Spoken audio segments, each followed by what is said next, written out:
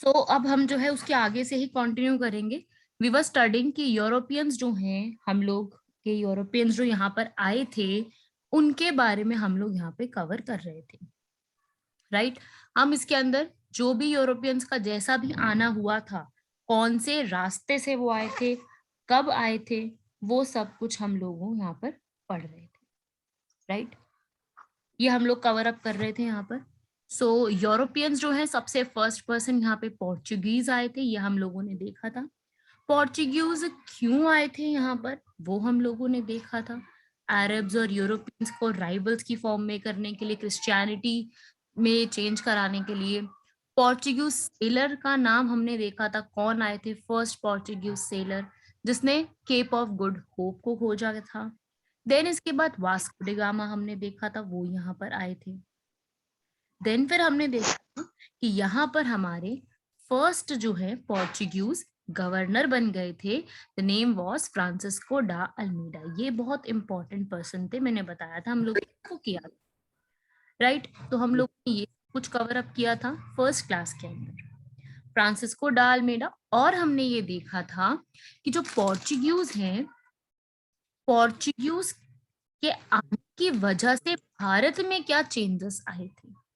Malabar coast कहाँ का coast है, जल्दी बताएंगे मुझे। मालाबार कोस्ट कौन से एरिया का है? केरला। केरल, केरला का। राइट। और कोंकण कोस्ट कहाँ का एरिया है? गोवा। गोवा, राइट। तो हम लोगों ने ये देखा था कि इन चर्चेस की डेवलपमेंट इन्होंने बहुत ज्यादा कराई थी, ये भी हम लोग देख चुके हैं। फिर इन्होंने इंडियन हिस्ट्री, बाइबल, कुछ क्रॉप्स ग्रो कराना, ये सारे पैटर्न इन्होंने यहाँ पर करवाने स्टार्ट किए थे। फिर अल्फोंसो डी एल्बर्क्यू, ये पर्सन बताया था मैंने कि किसकी वजह से पोर्चुगीज भारत से खत्म होते गए थे, ठीक है। ये याद रखिएगा, ये सारे पॉइंट्स हम ऑलरेडी डिस्कस कर चुके हैं। अब पोर्चुगीज के बाद जो हम लोगों को आज स्टार्ट करना है, we have to start about the Dutch people. कि जो डच के लोग थे वो हमारे भारत में आए थे और इन्होंने यहाँ पे आके क्या क्या काम किया था। बेसिकली इसको कहते हैं डच ईस्ट इंडिया कंपनी, ठीक है। ये जहाँ पर आई थी, डच ईस्ट इंडिया कंपनी। इन्होंने जो है डच ले, डच कहाँ के लोग होते हैं? डच होते हैं, कौन से एरिया के लोग होते हैं Dutch? Denmark. Denmark, no no not Denmark. होते हैं, डेनिश होते हैं वो। ये होते हैं नीदरलैंड्स के लोग, नीदरलैंड्स या नीदरलैंड्स, राइट। नीदरलैंड्स का पुराना नाम क्या था? इसका न्यू नेम है, ये इसका एक्सेप्टेड न्यू नेम है। What farmer name of Netherlands? तो वो है हॉलैंड, ठीक है। कोई भी स्क्रीन पे कुछ ना लिखे, ठीक है। कोई छोटा बच्चा नहीं है आप में से यहाँ पर, please don't write anything on the screen. तो यहाँ पर नीदरलैंड्स जो है, हॉलैंड्स, वो यहाँ पर आके बसते हैं। और मैम ये इनको बोलो अपने नाम से ज्वाइन करो। अपने ओरिजिनल नेम से सब ज्वाइन करो। समझ नहीं आता ऐसे कौन है, टेक्नो वगैरह जो भी नाम से है, वो अपना नाम ओरिजिनल लेकर के आए। और सब लोग म्यूट रखें, unless it is required you can write the text. आगे देखेंगे भाई, डच जो है, नीदरलैंड्स के लोग, ये नीदरलैंड्स के लोग यहाँ पे आते हैं और ये चले जाते हैं, फिर इंडोनेशिया वगैरह चले जाते हैं, इनको यहाँ कुछ खास इंटरेस्ट होता नहीं है। ये लोग यहाँ पर, ये क्वेश्चन बहुत बार आ चुका है, डच की पहली फैक्ट्री जो है वो कहाँ पे एस्टैब्लिश की गई थी? जो डच की फर्स्ट फैक्ट्री थी वो एस्टैब्लिश की गई है मसूलीपट्टनम में। मसूलीपट्टनम कहाँ है? आंध्र प्रदेश के अंदर, एपी लिखा हुआ है, आंध्र प्रदेश के अंदर इन्होंने अपनी फर्स्ट फैक्ट्री एस्टैब्लिश करी थी। और पहला डच जिसको गवर्नर बनाया गया, जो आए थे, जो आपने ये पिक्चर देखी अभी, ये जो आप पिक्चर देख रहे हो, ये किसकी है? कॉर्नेलिस डी हॉचमैन की। ये आए थे पहले पर्सन भारत, ठीक है भाई, ये याद रखिएगा, ये इंपॉर्टेंट है। और ये लोग क्या करने थे यहाँ पर? ये लोग यहाँ पे टेक्सटाइल्स का इंपोर्ट करने आए थे, प्रीशियस स्टोन्स भारत से लेने आए थे, इंडिगो जो है वो लेने आए थे, सिल्क लेने आए थे। तो ये सब चीजें इनको यहाँ से चाहिए थी, ठीक है। इन्होंने आकर के क्या किया? पहले इंडिया में आए, इंडिया में आके इन्होंने धीरे धीरे अपने आप को पुलिकट एरिया में अपने आप को सबसे पहले तो इन्होंने जमाया, मतलब वहां पर अपने आप को जो है वो संभालने की कोशिश की कि भाई उस जगह पे बसना शुरू करें। पुलिकट कहाँ पे है? Pulicat is in Tamil Nadu. कई बार ऐसे नाम भी पूछ लेते हैं, एक प्लेस दे देंगे और आपसे पूछेंगे कहाँ पर है, तो पुलिकट कहाँ है? तमिलनाडु। ऐसी मसूलीपट्टनम कहाँ है? आंध्र प्रदेश। ये लोग यहाँ पर आके बसना शुरू हुए, पुलिकट में सबसे पहले आए थे, इन्होंने यहाँ पे आना शुरू किया और ये फिर ये चीजें सीधा चले गए सिलोन में। अब सिलोन किसका पुराना नाम है? एनीवन? किसी को आइडिया है सिलोन किसका पुराना नाम है? देखिए भाई, श्रीलंका का पुराना नाम है, श्रीलंका। श्रीलंका, राइट। ये चले गए श्रीलंका। श्रीलंका के एरिया में इन्होंने अपने आप को कैप्चर किया, पोर्चुगीज से खुद को ले लिया।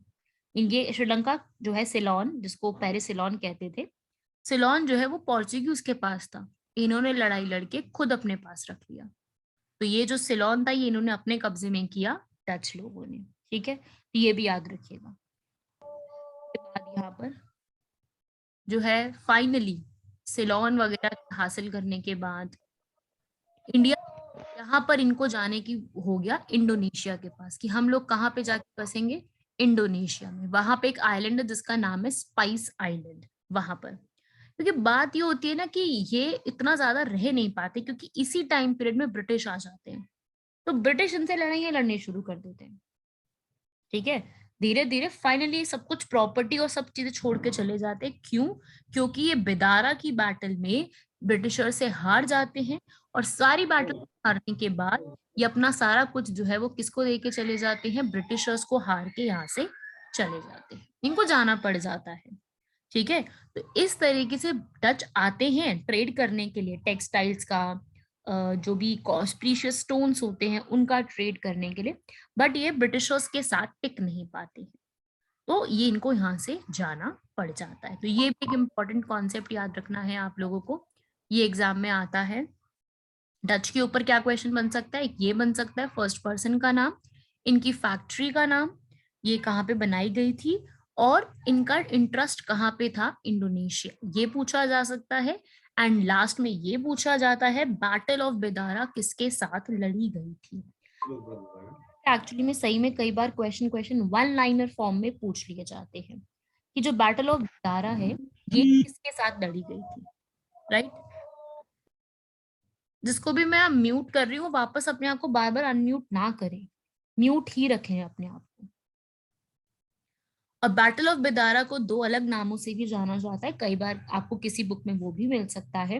बैटल ऑफ बेदारा जो है, इसकी जगह आपको बैटल ऑफ हुगली भी मिल सकता है, क्योंकि हुगली, बैटल ऑफ हुगली या बैटल ऑफ चिंसूरा, ये दो नाम आपको यहाँ पर मिल सकती हैं, बैटल ऑफ चिंसूरा और बैटल ऑफ हुगली। ये नेम्स आएंगे तो आपको देखना है कि ये सेम ही,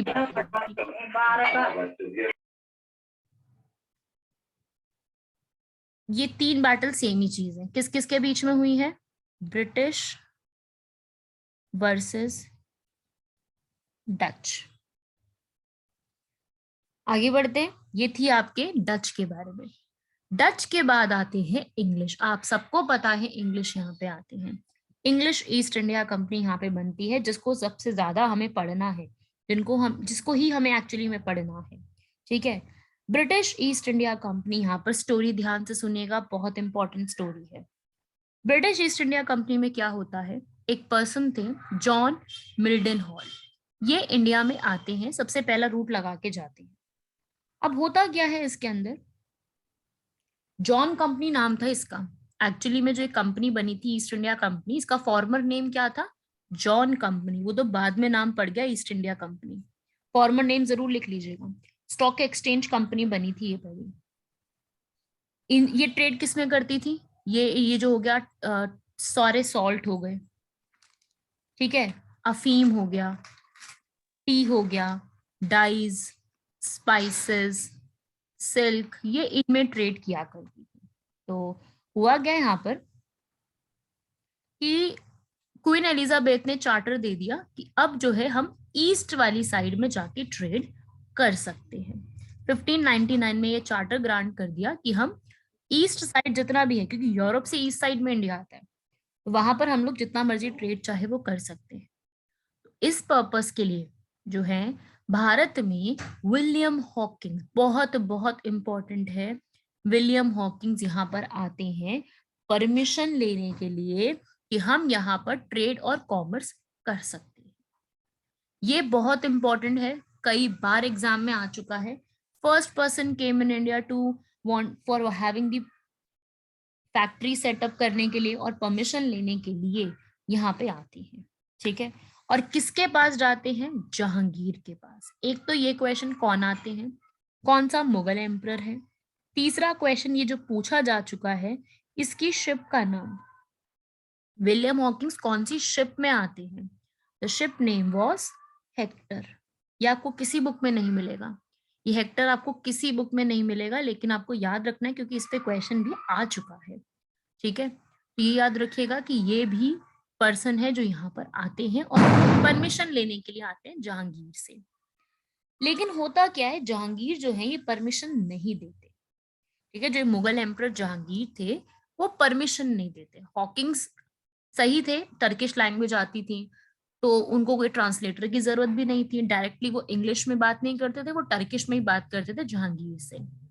लेकिन बात क्या होती है कि जो पोर्चुगल था, पोर्चुगल से प्रेशर की वजह से, क्योंकि पोर्चुगल और ब्रिटिशर्स की तो बनती नहीं थी, तो पोर्चुगल से प्रेशर की वजह से जो जहांगीर थे उन्होंने इस ऑफर को रिजेक्ट करवा दिया। ठीक है, मतलब पोर्चुगल ने रिजेक्ट करवाया तो जहांगीर को भी फिर मना करना पड़ गया कि यह फैक्ट्री नहीं लगाने देंगे। ठीक है, चलो यहाँ तक ठीक है। ब्रिटिशर्स की बेइज्जती हुई, उन्होंने को बहुत रियलाइज हुआ इस बेइज्जती का, तो जबरदस्ती उन्होंने क्या करा, उन्होंने जबरदस्ती यहाँ पर फैक्ट्री लगा ली। ठीक है, जबरदस्ती फैक्ट्री लगा ली 1610 में। ये बात का है, इससे पहले का बीच में आप लिखेंगे। 1610 में इनकी पहली फैक्ट्री कहाँ लगती है? Write down, Machilipatnam. ये इंपॉर्टेंट है, बहुत बार आ चुका है। Where did the Britishers establish their first factory without permission? ठीक है, मछलीपट्टनम में। कहाँ पे? मछलीपट्टनम आंध्र प्रदेश के अंदर है, वहां पे अपनी पहली फैक्ट्री लगा देते हैं। कौन से कोस्ट के पास? वहां पे कोस्ट है कोरामंडल कोस्ट, वहां पे ये अपनी फैक्ट्री लगा लेते हैं। ठीक है, और बड़ा फायदा होता है इन लोगों को, बहुत जो है प्रॉफिट गेन करते हैं ये लोग।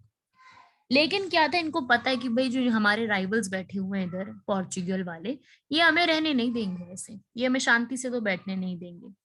क्या करते हैं ये जो है एक बैटल लड़ते हैं इनसे, बैटल ऑफ स्वाली होल। ठीक है, कहाँ पे बैटल होती है ये? सूरत के अंदर। स्वाली नाम था, वैसे सुवाली था, लेकिन ब्रिटिशर्स को सुवाली बोलना नहीं आता था, उनसे बोला नहीं जाता था, उन्होंने इजी कर दिया स्वाली।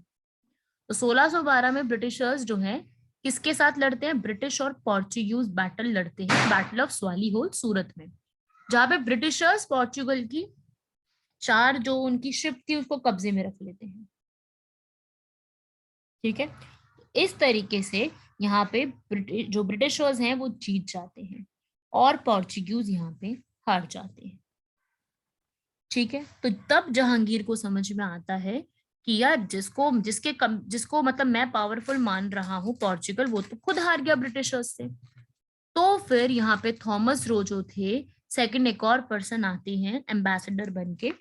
ये जब यहाँ पर आते हैं परमिशन लेने के लिए तो इनको परमिशन मिल जाती है। जो पहले विलियम हॉकिंग्स को नहीं मिली होती परमिशन, वो थॉमस रो को मिल जाती है। किसके समय में? जहांगीर के समय में। सब कुछ जहांगीर के समय में होता है। He was the Mughal empire, जिनका रियल नेम क्या था भाई जहांगीर का? कोई बताएगा आप में से? What was the real name of Jahangir at the time of its birth?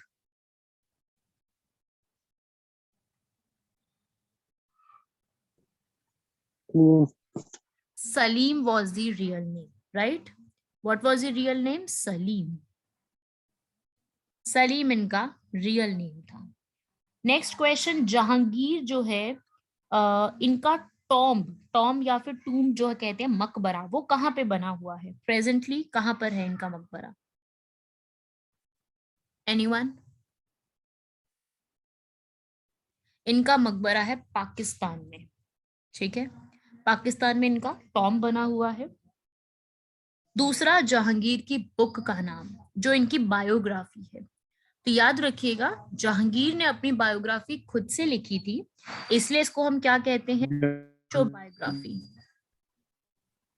इनकी ऑटोबायोग्राफी का नाम था तुजुक ए जहांगीरी, ठीक है।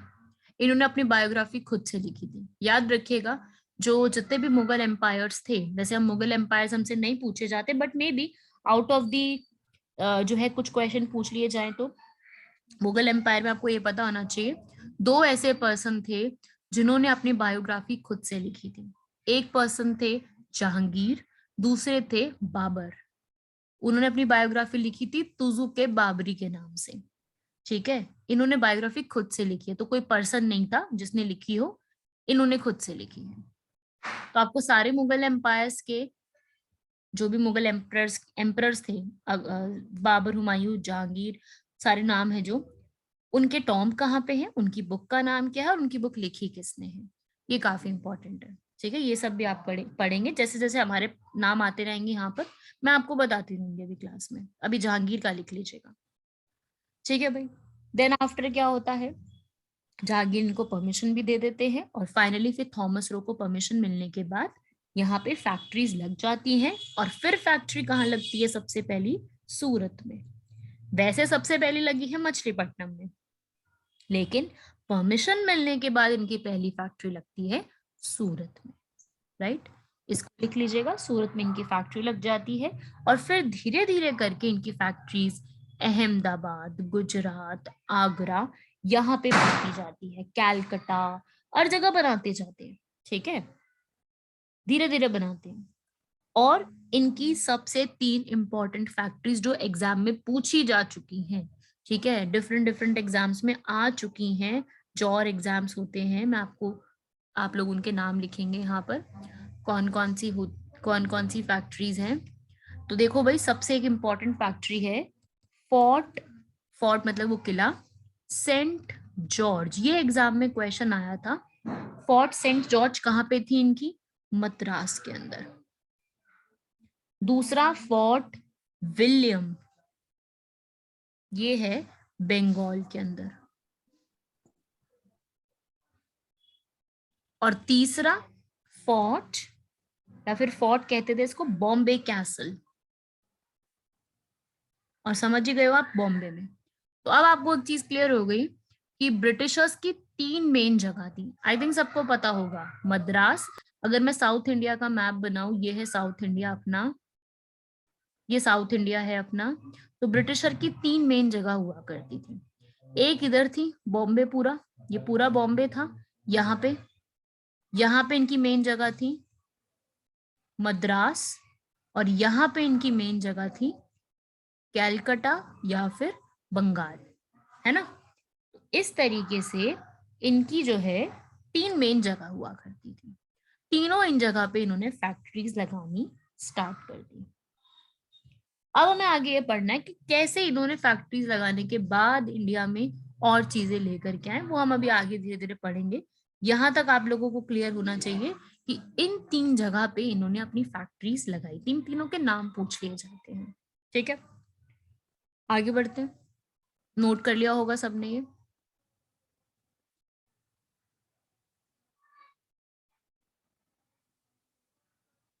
अब इसके बाद क्या होता है कि धीरे धीरे करते करते इनको और टेरिटरीज के जो है वो एरिया मिलते जाते हैं, और ये धीरे धीरे और जगह फोर्टिफिकेशन शुरू कर देते हैं। फोर्टिफिकेशन का मतलब होता है धीरे धीरे जगह के ऊपर किलाबंदी करना, ठीक है। ये एक इनका एरिया है, इसके आसपास किलाबंदी करने को फोर्टिफिकेशन कहते हैं, ठीक है। मतलब फोर्टिफिकेशन बंदा क्यों करता है, कि दूसरा बंदा हमारे यहाँ पे अटैक ना कर सके, कोई some other person will not attack into our territory. That is known as, that's why we do fortification, just as to prevent ourselves, right? We want to prevent our territory. हम लोग अपने घर को बचाने के लिए चीजें करते हैं ना, अपने घर में अच्छी अच्छी पूरी चीजें लगवाते हैं ताकि घर के अंदर कोई दिक्कत ना हो, बारिश आए तो दिक्कत ना हो, ठीक है। अपने घर में भी हम बहुत सी चीजें कराते हैं, सेम ऐसे ही इन्होंने भी अपनी जगह पे करानी शुरू करी।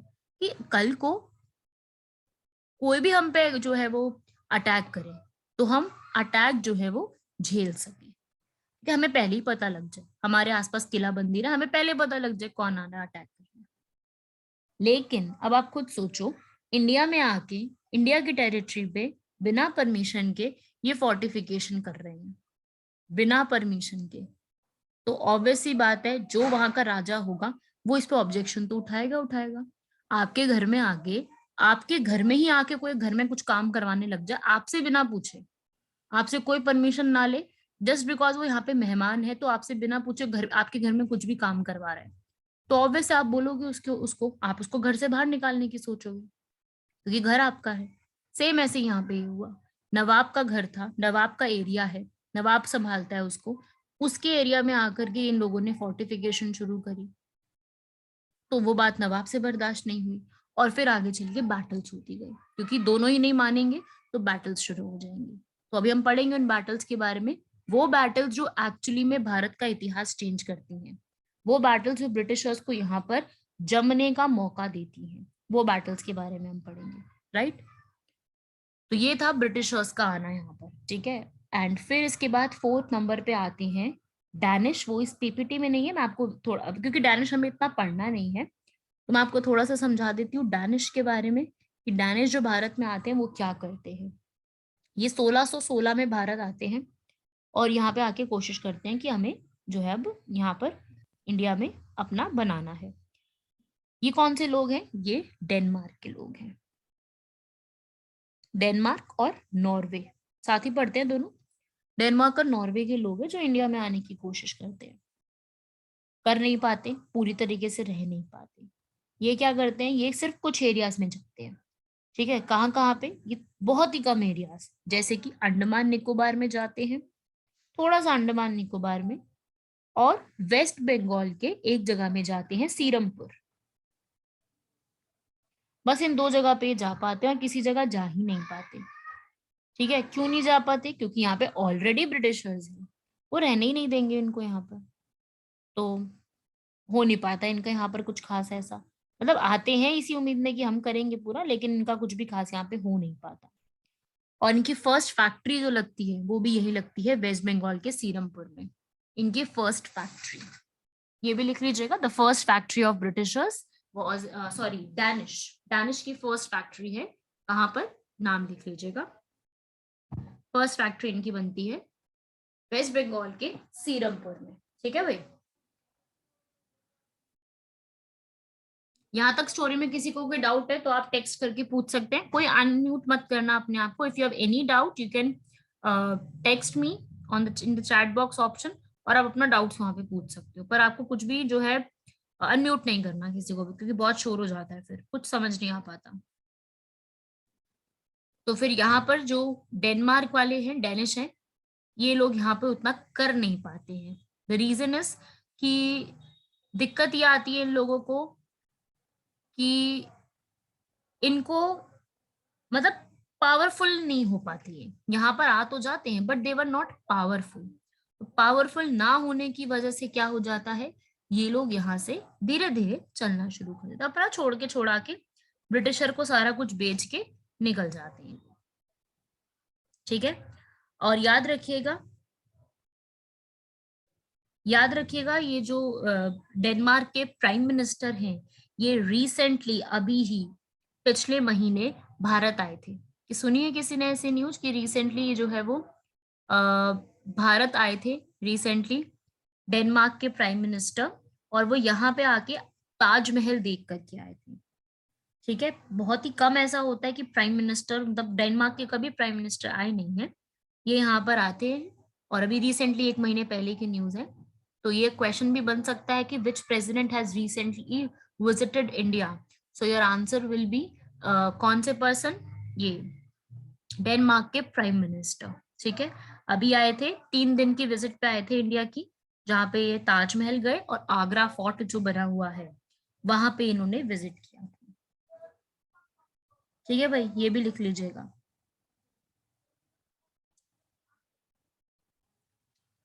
देन लास्ट में यहाँ पे आते हैं फ्रेंच, ठीक है ना।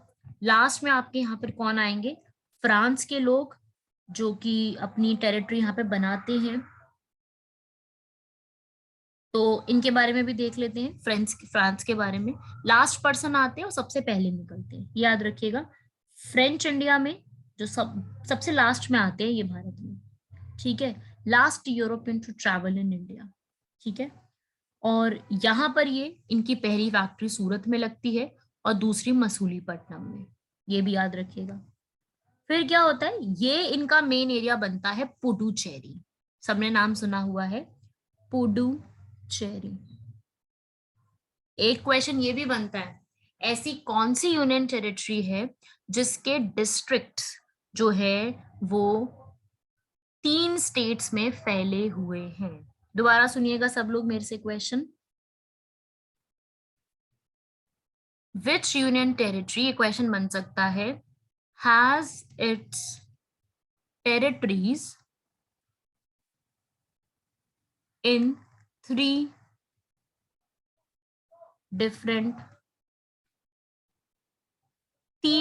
डिफरेंट स्टेट्स में उनकी टेरिटरीज हैं। दैट मीन्स कि अलग अलग स्टेट्स में उनकी टेरिटरीज बनी हुई हैं, ठीक है। कौन सी है? पुडुचेरी। पहले इसका नाम पौंडीचेरी हुआ करता था, अब इसका नाम पुडुचेरी है। पुडुचेरी एक्चुअली में 4 डिस्ट्रिक्ट्स है, ठीक है। First one is Puducherry, second one is Karaikal, और ये दोनों आपके तमिलनाडु में है, ठीक है। ये मैं बहुत इंपॉर्टेंट बात बता रही हूँ यहाँ पर, प्लीज एवरीवन नोट दिस कर लीजिएगा। ये चीजें होती हैं कई बार जो कि निकल जाती है दिमाग से, क्योंकि ये मिसलेनियस पॉइंट्स में हम काउंट करते हैं। तो मिसलेनियस पॉइंट में आपको याद रखना है कि ये चीजें मतलब पता होनी चाहिए आपको सबको ये, ठीक है। तो पुडुचेरी जो है इधर 2 हो गए ये। तीसरा लिखेंगे माहे और येनम, ठीक है। 4 टेरिटरीज है, ठीक है। इनका नाम जो है वो 4 अलग अलग टेरिटरीज में आपको देखने को मिलेगा, ठीक है ना। माहे कहाँ पर है? माहे जो है आपका आंध्र प्रदेश और केरला के एरिया में आता है, ठीक है। लिख लीजिएगा, माहे आपका आंध्र प्रदेश है और येनम आपका केरला में आता है। तो 3 होगी ना स्टेट्स यहाँ पे, 3 डिफरेंट स्टेट्स, ठीक है। और सबसे बड़ा इन चारों में से डिस्ट्रिक्ट है पुडुचेरी, दैट्स वाई इन सब का नाम मिला करके पुडुचेरी कर दिया गया है, ठीक है। ये भी याद रखिएगा, पुडुचेरी। और पुडुचेरी जो है ये बहुत छोटी सी है, ज्यादा बड़ा एरिया तो इनका है नहीं, बहुत छोटी सी टेरिटरीज हैं। और इसको कई बार कहा जाता था पॉकेट्स ऑफ इंडिया, क्योंकि बहुत छोटी छोटी है ना, कई बार इसको पॉकेट्स ऑफ इंडिया के नाम से भी जाना जाता है।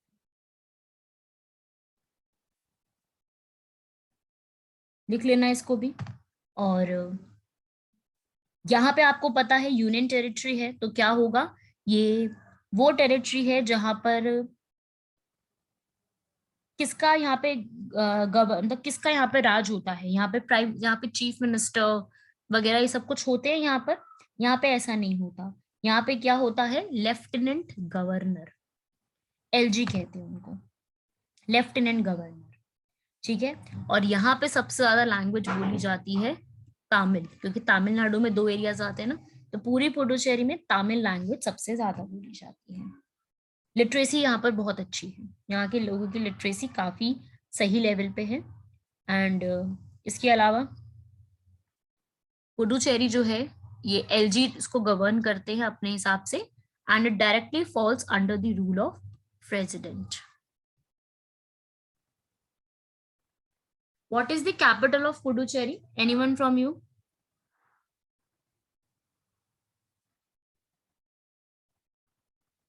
कोई बताएगा?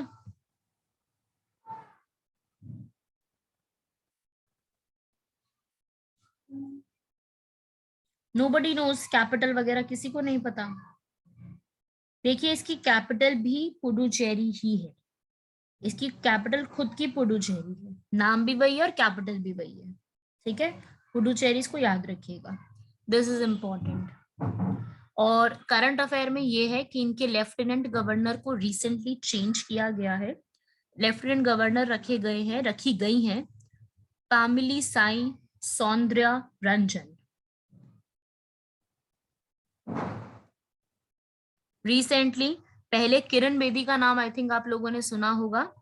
किरण बेदी यहाँ की जो है वो एलजी हुआ करती थी, बट अब जो है कार्यभार किसको दे दिया गया है, तामिल साई सौंदर्या रंजन को।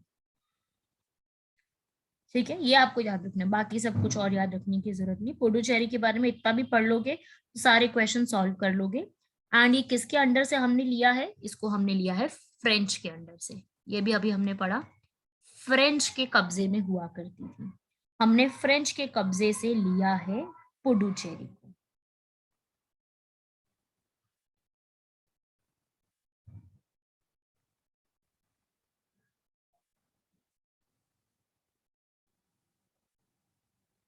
हाँ भी फटाफट से मुझे मैसेज में करके बताएंगे कि if you have any doubt.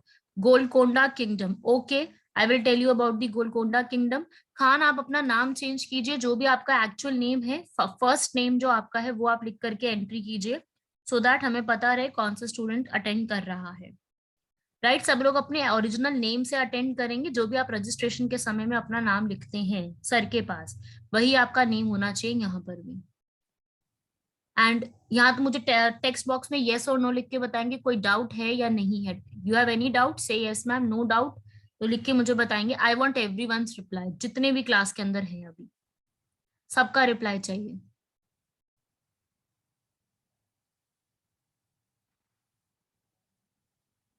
मुझे नाम ना बोलना पड़े, everyone should reply. Adil, Anil,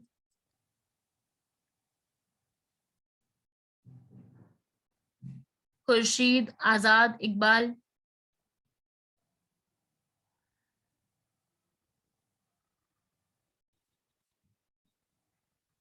Shakir, Zakir, सब लोगों का रिप्लाई आ जाना चाहिए। ओके, चलिए आगे बढ़ते हैं। ये था आपका यहाँ तक की स्टोरी जब फ्रांस के लोग यहाँ पे आते हैं। यहाँ पे भी यही लिखा हुआ है सीक्वेंस में, आपने ये चारों नाम अभी पढ़ ही ली है, ये पुडुचेरी के अंदर आते हैं। ठीक है, फिर जो है अब फ्रांस और इंग्लिश दोनों ही पावरफुल है, अच्छी खासी उनकी मतलब है, अच्छा खासा वो फ्रांस और इंग्लिश दोनों ही अच्छे खासे हैं अपने अपने लेवल पे। तो इनके बीच में लड़ाइयां शुरू होती हैं। उन लड़ाइयों की सीरीज को हम क्या बोलते हैं, कार्नेटिक वॉर्स। उन लड़ाइयों की सीरीज को हम कहते हैं ये, तो यहाँ लिखा है कार्नेटिक वॉर्स। ठीक है, मिलिट्री के बीच में, जो मिलिट्री थी उनके बीच में जो लड़ाइयां होती हैं उसको हम क्या कहते हैं, Carnatic Wars. Right, Carnatic Wars is what, Anglo French Wars. कहीं पर भी एंग्लो दिखता है वर्ड, आपको दिमाग में फटाफट आना चाहिए कि इसका मीनिंग होता है इंग्लिश। इंग्लिश और फ्रेंच के बीच में वॉर थे, 3 वॉर्स होते हैं, 3 कार्नेटिक वॉर लड़े जाते हैं 1746 से 1763 के टाइम पीरियड में। 3 वॉर्स वर फॉट। कहाँ पे, कार्नेटिक रीजन में। जो कार्नेटिक रीजन कहाँ है भाई, ये एक रीजन है जिसका नाम है, जहां कहाँ पे है, हैदराबाद के पास। उस जगह पे ये वॉर लड़े जाते हैं साउथ में, दैट्स वाई इसको हम कहते हैं कार्नेटिक वॉर्स। ठीक है, first Carnatic war, second Carnatic war, third Carnatic war. First लड़ा जाता है 46 से 48। सेकंड लड़ा जाता है 1749 से 1749 से 1754। फिर 1756 से 63 तक ये वॉर्स फाइट किए जाते हैं।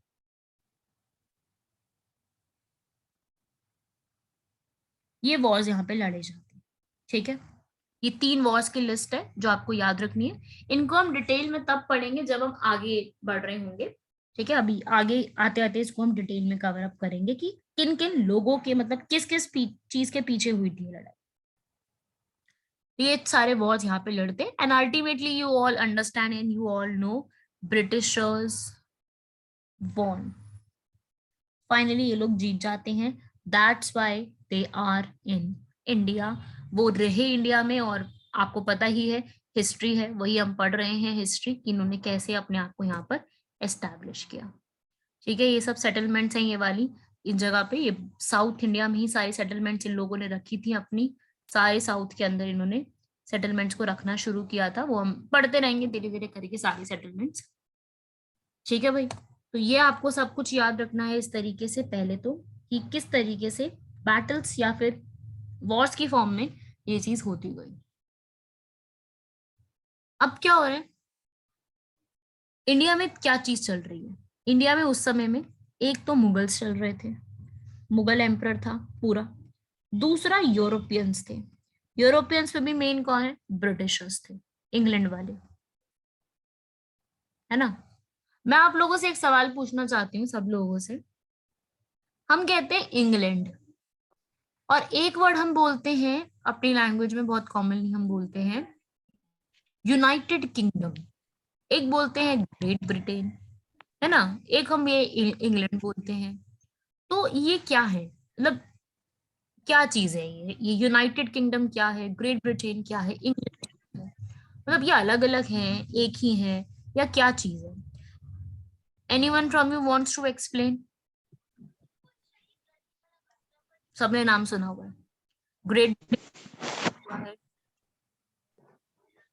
और यूनाइटेड किंगडम में सुना हुआ है। ये अलग अलग है क्या, या एक ही है? या हम एक साथ क्यों बोल देते हैं इनको, like what is the reason कि हम इनको एक साथ ही यूज कर लेते हैं? हमें तो पता ही नहीं फर्क क्या होता है इनके बीच में। तो एनीवन फ्रॉम यू जिसको आइडिया हो इस चीज का? Nobody nose?